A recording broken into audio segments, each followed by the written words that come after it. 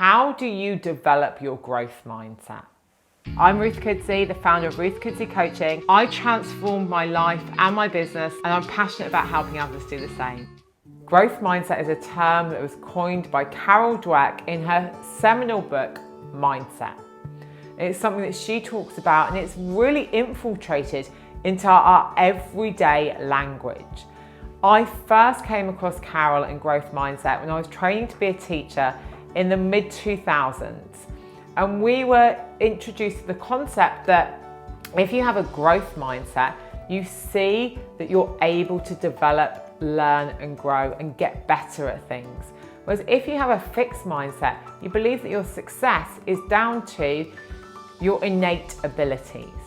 So obviously if you have a fixed mindset and you're not successful, you may give up because you're like, oh okay, maybe I'm not clever enough, maybe I'm not good enough. But if you have a growth mindset, you have that idea that you can get better. So in education, this was some seminal research because people were thinking, okay, how can we help all young people achieve better?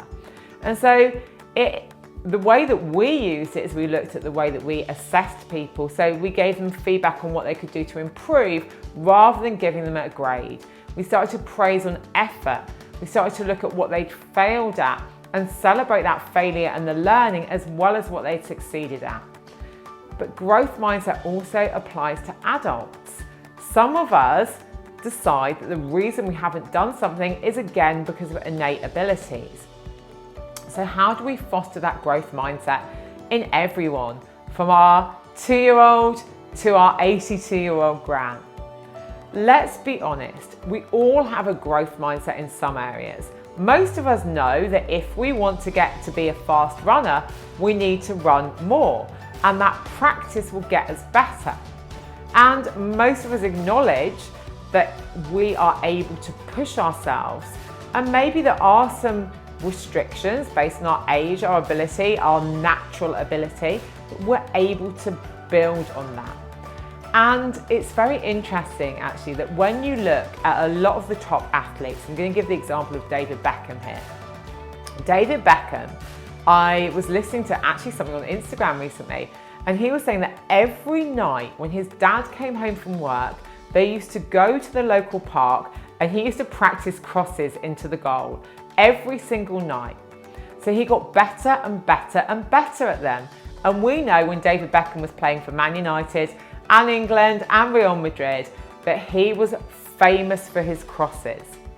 We also know Ronaldo, another great footballer, the stories of Ronaldo being there, practicing every day, taking it to another level. I think I heard, maybe it was Wayne Rooney, who when he first met Ronaldo, he couldn't believe how hard Ronaldo worked.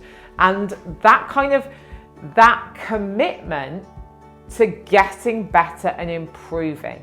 So yes, David Beckham, Ronaldo were very talented to begin with, but there were probably people who were more talented. And I saw this at school.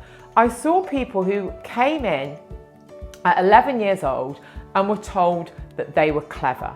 And I saw people who came in at 11 years old and were told because of the level they were at, they were average. And I saw them at 16. And some of those people that were clever, they hadn't been working as hard because they thought, well, I'm clever. I'm clever, so I'll do well. Whereas the people who had been told they were average were like, I know that I can get better. I know that this was at one point in time and I know that I can improve. And on GCSE results day, some of those people that were told they were average because of a level they were at when they were 11 did better than the people that were told that they were clever. And what was the secret? The secret was that they actually believed that they could get better. They believed that their intelligence wasn't fixed, that their ability wasn't fixed, that actually if they practiced and they learned and they grew, they could achieve more. And actually, when I was doing this video, I was talking to the people that were working with me and saying that when I used to work when I was training to become a head teacher, I never got there, but I did the training. I was part of this organisation called Future Leaders. They got high potential middle leaders and they trained us to become head teachers. And many of us became head teachers. But one of the things that they had there is they said that everybody can achieve. Now I remember being on this train with this girl and she was like, but do you really believe that? And I was like, yeah. But it's actually what we call achievement. But I believe that everybody has the potential to get better and to grow and to learn and to develop. And this is really what growth mindset is.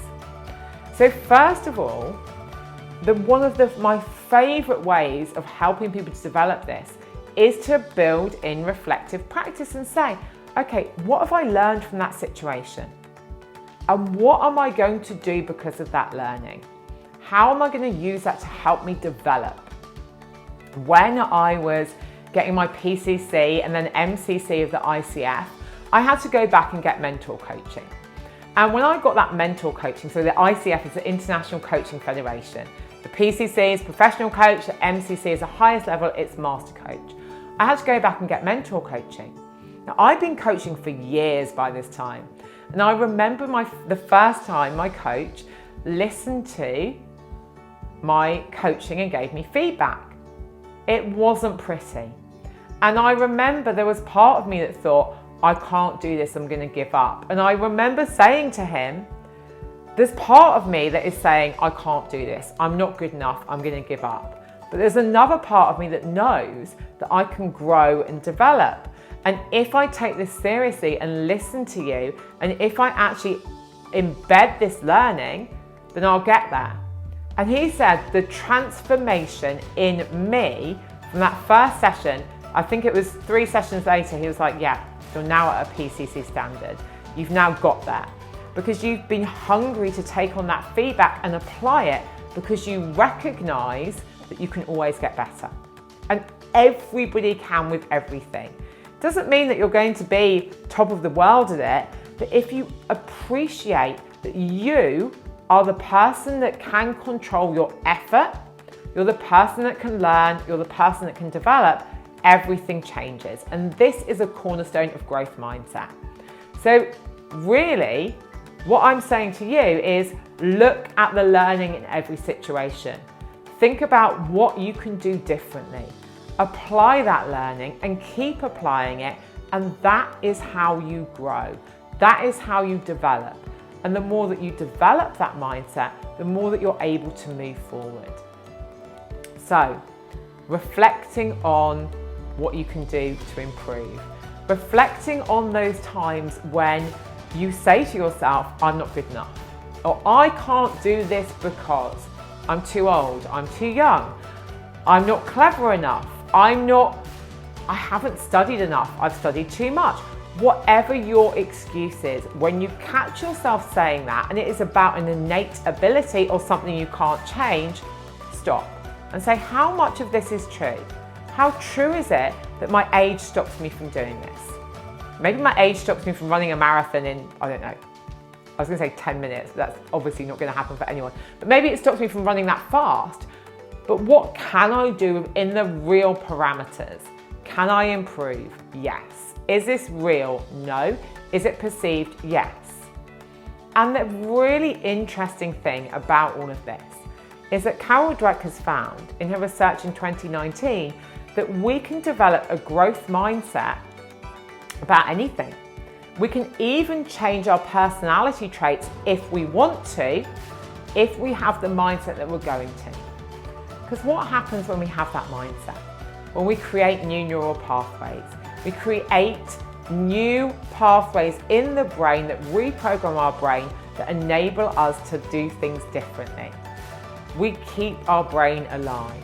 We learn, we nurture, we develop. And this is what it's all about.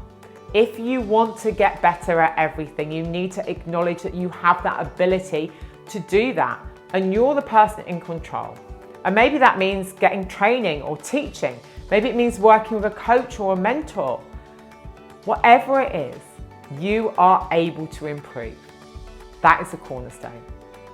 Click here for the next video, but before you do, remember to like, subscribe, and ring that bell so you'll be notified the next time we have a new video.